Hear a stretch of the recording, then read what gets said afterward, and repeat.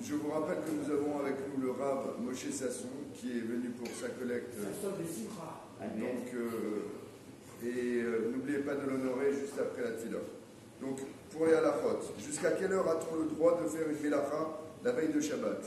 Donc, à partir de Mincha Ketana, c'est-à-dire 2h30 Zmaniot avant le coucher du soleil, on a interdiction de faire une melacha, c'est-à-dire un travail.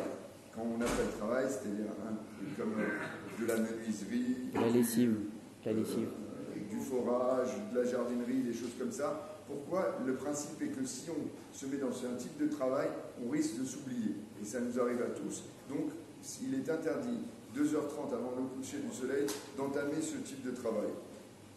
Bien évidemment, aussi, c'est la même chose quand on évoquait qu'il était interdit de manger, pareil, au minimum une demi-heure, voire 2h30, pareil, avant le coucher du soleil. Pourquoi? Parce que si on se met à manger, on risque de partir dans ce repas, de ne plus avoir faim pour le Souda de Shabbat, et pareil, il est interdit, donc du moins il est à éviter. On pourrait prendre un anka, ce qu'on appelle anka, c'est-à-dire quelque chose d'inférieur de kabetza, et ça c'est pas possible.